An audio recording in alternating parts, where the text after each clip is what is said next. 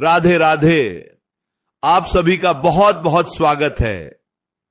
आज हम एक ऐसे अचूक और बेहद प्रभावशाली उपाय के बारे में बात करने जा रहे हैं जो आपके जीवन की हर परेशानी को जड़ से खत्म कर सकता है। 6 अप्रैल को वैशाख मास की चतुर्थी तिथि है और दिन सोमवार है। यह कोई साधारण दिन नहीं है। सोमवार का दिन देवाधिदेव महादेव को समर्पित होता है और चतुर्थी तिथि प्रथम पूज्य भगवान गणेश की होती है। जब वैशाख के इस अत्यंत पवित्र महीने में सोमवार और चतुर्थी का ऐसा अद्भुत और दुर्लभ संयोग बनता है तो यह अपने आप में एक महासंयोग बन जाता है। इस दिन किया गया कोई भी छोटा सा भी उपाय कभी खाली नहीं जाता। आज मैं आपको 11 चावल के दानों का एक ऐसा चमत्कारी और सिद्ध उपाय बताने जा रहा हूं जिसे करने से आपकी बरसों पुरानी कोई भी मनोकामना बहुत ही शीघ्र पूरी हो सकती है। चाहे आपके जीवन में धन की कमी हो, व्यापार नहीं चल रहा हो, घर में क्लेश रहता हो या फिर किसी भारी कर्ज के बोझ तले आप दबे हुए हों, ये 11 चावल के दाने आपके जीवन की दिशा और दशा दोनों बदल सकते हैं। वैशाख का महीना हिंदू पंचांग के अनुसार बहुत ही पुण्य फलदायी माना गया है। इस महीने में दान, पुण्य, स्नान और भगवान के नाम के जप का अनंत गुना फल प्राप्त होता है। शास्त्रों में कहा गया है कि वैशाख के महीने में जो भी भक्त सच्चे मन से भगवान की शरण में जाता है उसे जीवन के सभी सुखों की प्राप्ति होती है। और जब इस पावन मास में सोमवार का दिन आ जाए तो शिव कृपा पाने का इससे सुनहरा अवसर कोई और हो ही नहीं सकता। महादेव तो वैसे भी भोलेनाथ हैं। वे अपने भक्तों की बहुत छोटी सी पूजा से भी प्रसन्न हो जाते हैं। उन्हें न तो बहुत महंगे आभूषण चाहिए और न ही कोई 56 भोग। वे तो केवल एक लोटा जल और सच्चे भाव के भूखे हैं।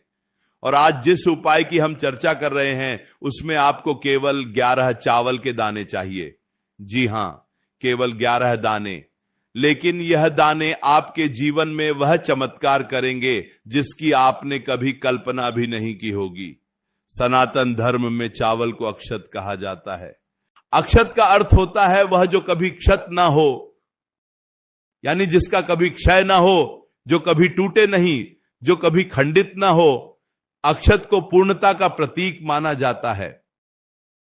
जब हम भगवान को अक्षत अर्पित करते हैं तो हम दरअसल उनसे यह प्रार्थना कर रहे होते हैं कि हे प्रभु, हमारे जीवन को भी इसी अक्षत की तरह पूर्ण बना दो।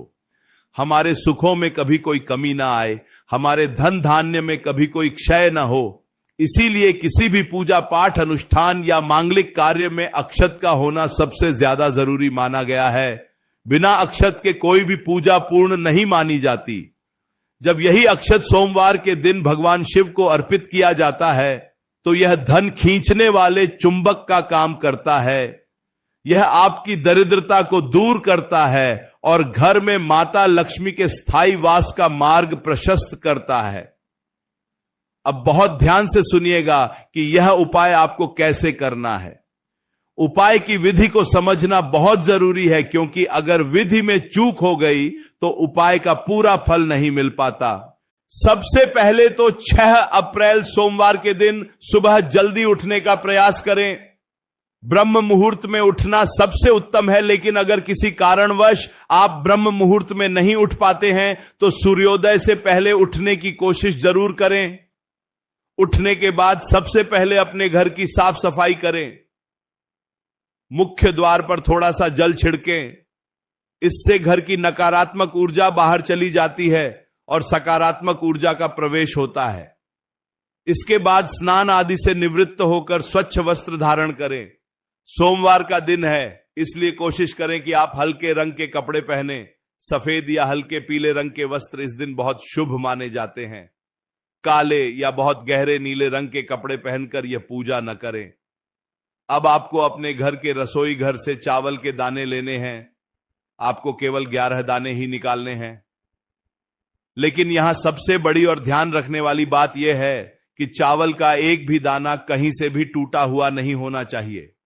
दाने बिल्कुल साबुत और सुंदर होने चाहिए।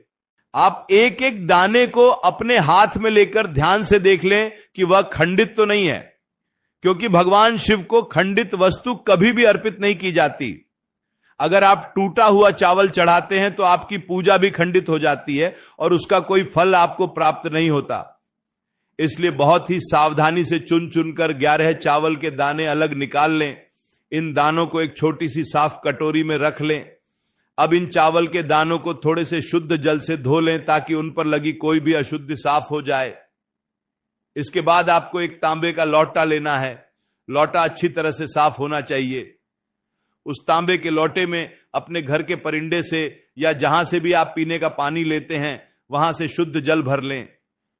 ध्यान रहे कि जल आपको अपने घर से ही भर कर ले जाना है। मंदिर जाकर मंदिर के नल से जल नहीं भरना है। जब आप अपने घर का जल लेकर मंदिर जाते हैं तो आप अपने घर के सारे दोष, सारे क्लेश और सारी नकारात्मकता को उस जल के माध्यम से भगवान शिव के चरणों में अर्पित कर देते हैं और महादेव उन सभी परेशानियों को नष्ट कर देते हैं। इसलिए जल हमेशा अपने घर से ही लेकर जाएं।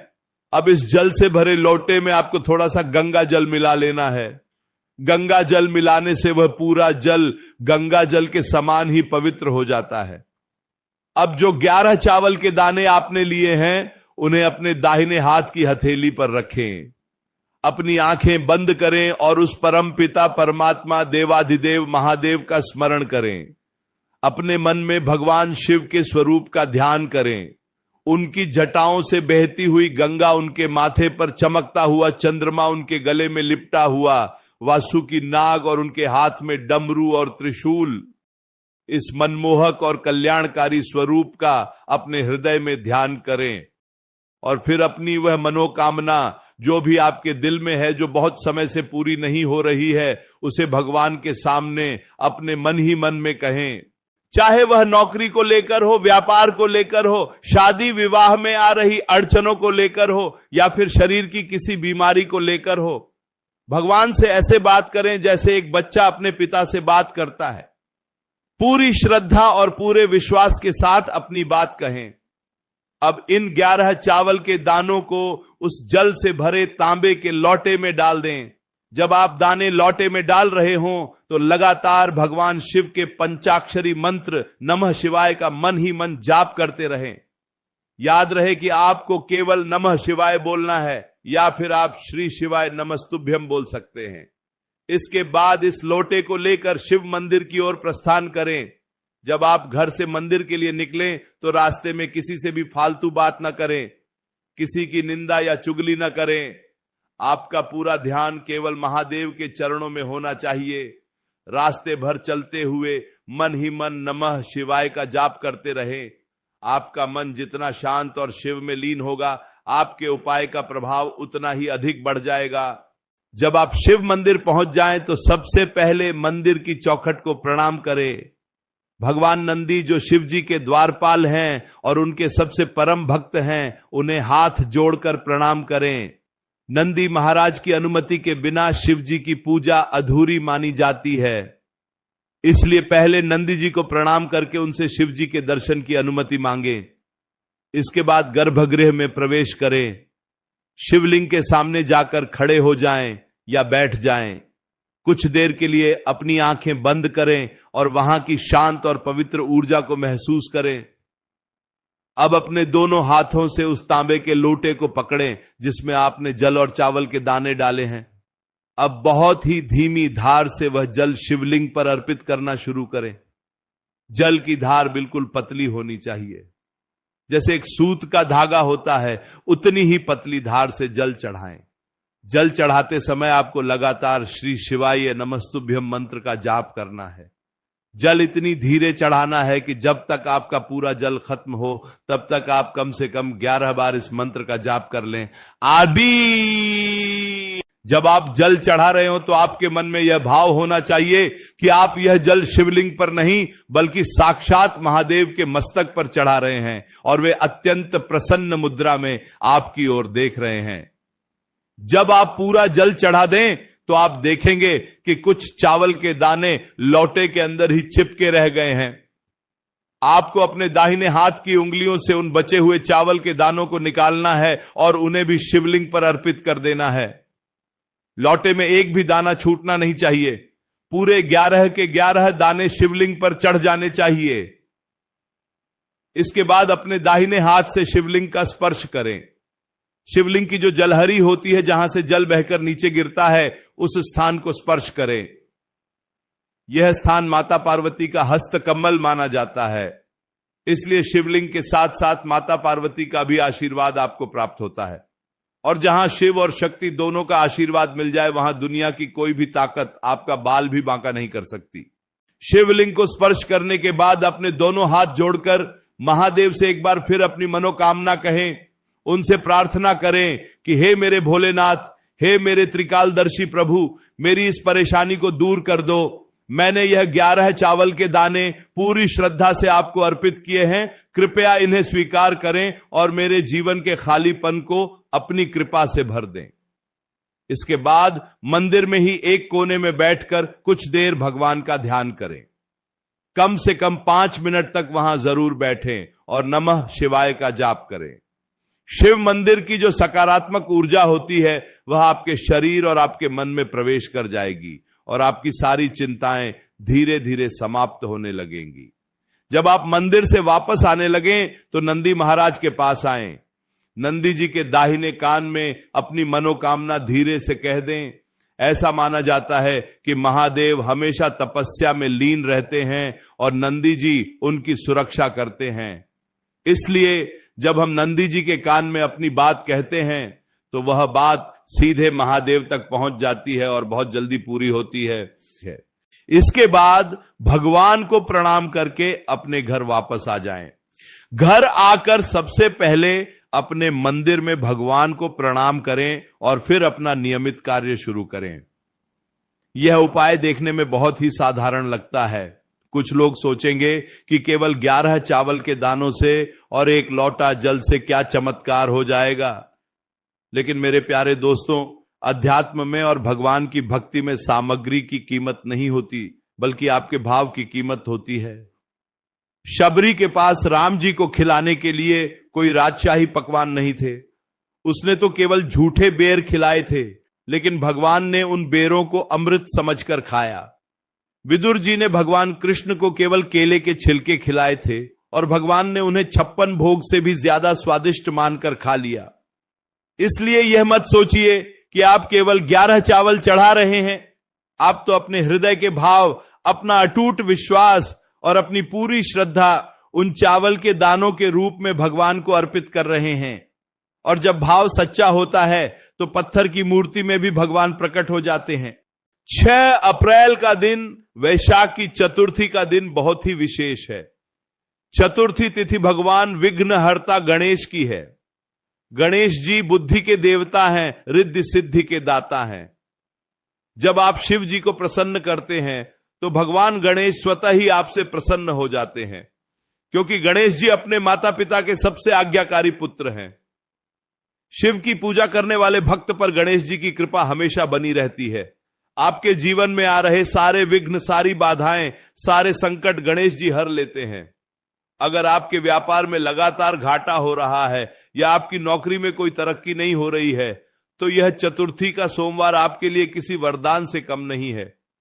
कई बार हमारे जीवन में ऐसी परेशानियां आ जाती हैं जिनका हमें कोई कारण समझ नहीं आता। सब कुछ ठीक चल रहा होता है और अचानक से सब कुछ बिखरने लगता है। घर में बिना बात के झगड़े होने लगते हैं, पैसे का आगमन रुक जाता है, बीमारियां घर में डेरा डाल लेती हैं। यह सब हमारे पूर्व जन्मों के संचित कर्मों या किसी नकारात्मक ऊर्जा के कारण हो सकता है।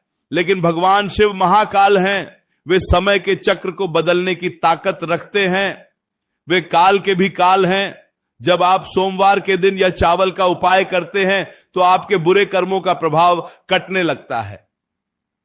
शिव जी की कृपा से आपकी कुंडली के जो ग्रह आपको परेशान कर रहे हैं वे भी शांत होने लगते हैं। खासकर चंद्र ग्रह से जुड़ी कोई भी परेशानी हो तो सोमवार का यह उपाय अचूक है, क्योंकि चंद्रमा भगवान शिव के मस्तक पर विराजमान है। जिन लोगों का मन बहुत अशांत रहता है, जिन्हें डिप्रेशन या मानसिक तनाव रहता है, जिन्हें रात को नींद नहीं आती या जिनके मन में हमेशा नकारात्मक विचार आते रहते हैं, उनके लिए शिव आराधना से बढ़कर दुनिया में कोई और औषधि नहीं है। जल और चावल दोनों ही चंद्रमा के कारक माने जाते हैं। जब आप जल और चावल शिव जी को अर्पित करते हैं तो आपका चंद्रमा मजबूत होता है, और जब चंद्रमा मजबूत होता है तो मन शांत हो जाता है, मन में एकाग्रता आती है, निर्णय लेने की क्षमता बढ़ती है और इंसान अपने जीवन में सही दिशा की ओर आगे बढ़ने लगता है। इस उपाय को करते समय कुछ विशेष सावधानियों का भी ध्यान रखना बहुत जरूरी है। सबसे पहली बात तो यह है कि इस दिन किसी भी प्रकार के तामसिक भोजन का सेवन बिल्कुल न करें। मांस, मदिरा, लहसुन, प्याज, इन सभी चीजों से दूर रहें। आपका शरीर और आपका मन दोनों पूरी तरह से सात्विक होने चाहिए। दूसरी बात यह है कि घर के किसी भी सदस्य पर क्रोध न करें, खासकर महिलाओं और बच्चों का सम्मान करें। जिस घर में महिलाओं का सम्मान नहीं होता वहां कोई भी पूजा पाठ, कोई भी उपाय कभी सफल नहीं होता। शिव और शक्ति एक ही है। अगर आप शिव को मना रहे हैं और शक्ति यानी नारी का अपमान कर रहे हैं तो महादेव आपसे कभी प्रसन्न नहीं होंगे। इसलिए अपने स्वभाव में नम्रता लाएं। अगर हो सके तो इस दिन किसी गरीब या जरूरतमंद व्यक्ति को कुछ न कुछ दान जरूर करें। वैशाख का महीना है, इसलिए इस महीने में जल का दान सबसे बड़ा दान माना गया है। आप किसी को मीठा जल पिला सकते हैं, किसी प्यासे जानवर या पक्षी के लिए पानी की व्यवस्था कर सकते हैं। घर की छत पर या बालकनी में एक मिट्टी के बर्तन में पक्षियों के लिए पानी और थोड़े से चावल के दाने जरूर रखें। जब वे बेजुबान पक्षी आकर उस पानी को पिएंगे और उन दानों को खाएंगे तो उनकी आत्मा से जो दुआ निकलेगी वह सीधे आपके भाग्य को चमका देगी। भगवान तो हर प्राणी में बसते हैं। अगर आप भगवान के बनाए हुए जीवों पर दया करते हैं तो भगवान आप पर दया करते हैं। एक और बहुत ही महत्वपूर्ण बात जो आपको ध्यान रखनी है वह यह है कि उपाय को करते समय आपके मन में कोई भी संदेह नहीं होना चाहिए। कई बार लोग उपाय तो कर लेते हैं लेकिन उनके मन में एक संशय बना रहता है कि पता नहीं यह काम करेगा या नहीं, पता नहीं मेरा काम पूरा होगा या नहीं। यह संशय ही आपकी असफलता का सबसे बड़ा कारण होता है। भक्ति में तर्क की कोई जगह नहीं होती। भक्ति तो संपूर्ण समर्पण का नाम है। जब आप भगवान के दरबार में जाते हैं तो अपना दिमाग घर पर छोड़कर जाएं और केवल अपना दिल लेकर जाएं। विश्वास ही वह चाबी है जो भगवान के खजाने का ताला खोलती है। अगर आपका विश्वास डगमगा गया तो उपाय का कोई असर नहीं होगा। इसलिए पूरे विश्वास और दृढ़ निश्चय के साथ यह उपाय करें कि मेरे महादेव मेरी पुकार जरूर सुनेंगे। इस उपाय को आप सुबह से लेकर शाम तक किसी भी समय कर सकते हैं। वैसे तो सुबह का समय सबसे अच्छा होता है, लेकिन अगर आप नौकरी पेशा हैं या किसी कारण से सुबह समय नहीं निकाल पाते हैं तो आप शाम के समय प्रदोष काल में भी यह उपाय कर सकते हैं। प्रदोष काल वह समय होता है जब सूर्य अस्त हो रहा होता है और रात शुरू होने वाली होती है। यह शिव पूजा के लिए सबसे उत्तम समय माना जाता है। इस समय महादेव अत्यंत प्रसन्न मुद्रा में अपने पूरे परिवार के साथ कैलाश पर्वत पर विराजमान होते हैं। अगर आप शाम के समय यह उपाय करते हैं तो एक बात का और ध्यान रखें कि मंदिर में एक घी का दीपक जरूर जलाएं। दीपक में गोल रुई की बाती का प्रयोग करें और उसमें थोड़ा सा शुद्ध गाय का घी डालें। यह दीपक शिव जी के सामने जलाकर अपनी मनोकामना बोलें। जीवन में संघर्ष हर किसी के हिस्से में है। भगवान ने यह मनुष्य योनि हमें अपने कर्मों का फल भोगने और मोक्ष प्राप्त करने के लिए दी है। कई बार दुख इतने बड़े हो जाते हैं कि इंसान टूट जाता है, उसे लगता है कि अब सब खत्म हो गया है। लेकिन याद रखिए, जब सारे दरवाजे बंद हो जाते हैं तब महादेव एक नई खिड़की खोल देते हैं। उनकी लीला अपरंपार है। वे कब किस रूप में आकर आपकी मदद कर देंगे आप सोच भी नहीं सकते। बस आपको जरूरत है तो उन पर अपना विश्वास बनाए रखने की। ये 11 चावल के दाने आपके उस अटूट विश्वास का ही प्रतीक हैं। जब आप पूरे भाव से इन दानों को चढ़ाएंगे तो ये दाने महादेव के हृदय को स्पर्श करेंगे। आप इस दिन शिव चालीसा का पाठ भी कर सकते हैं। अगर समय हो तो मंदिर में बैठकर या अपने घर के मंदिर में बैठकर एक बार शिव चालीसा जरूर पढ़ें। शिव चालीसा की हर एक चौपाई में बहुत शक्ति है। इसके अलावा आप शिव जी के अमोघ स्तोत्र, शिव तांडव स्तोत्र या रुद्राष्टकम का पाठ भी कर सकते हैं। जिन लोगों को संस्कृत पढ़ने में परेशानी होती है वे केवल हिंदी में शिव जी की स्तुति कर सकते हैं। भगवान तो भाव के भूखे हैं, वे भाषा के मोहताज नहीं हैं। आप जिस भी भाषा में, जिस भी रूप में उन्हें पुकारेंगे वे आपकी पुकार जरूर सुनेंगे। एक बात और, कई लोग पूछते हैं कि क्या महिलाएं मासिक धर्म के दौरान यह उपाय कर सकती हैं? तो इसका उत्तर है नहीं। सनातन धर्म की परंपराओं के अनुसार सूतक, पातक और मासिक धर्म के दौरान देव पूजा वर्जित मानी गई है। इसलिए इस समय में आपको मंदिर जाने या शिवलिंग को स्पर्श करने से बचना चाहिए। आप अपने मन ही मन भगवान का स्मरण कर सकती हैं, लेकिन कोई कर्मकांड या उपाय न करें। अगर 6 अप्रैल को आपको ऐसी कोई समस्या है तो आप यह उपाय किसी और सोमवार को कर सकती है। उपाय वही रहेगा, भाव वही रहेगा, बस दिन दूसरा हो जाएगा। भगवान आपकी विवशता को समझते हैं, इसलिए वे कभी आपसे नाराज नहीं होंगे। यह उपाय केवल अपने स्वार्थ के लिए न करें। जब आप मंदिर जाएं तो केवल अपने लिए ही नहीं बल्कि पूरे संसार के लिए प्रार्थना करें। सर्वे भवन्तु सुखिनः, सर्वे सन्तु निरामयाः। यह हमारे सनातन धर्म का मूल मंत्र है। जब आप दूसरों के सुख की कामना करते हैं तो आपका सुख स्वतः ही बढ़ जाता है। जब आप दूसरों के दुख दूर करने की प्रार्थना करते हैं तो आपके दुख भगवान अपने आप दूर कर देते हैं। इसलिए अपने हृदय को विशाल बनाएं। अपनी प्रार्थना में संपूर्ण विश्व के कल्याण की भावना को शामिल करें। अगर आपके घर में कोई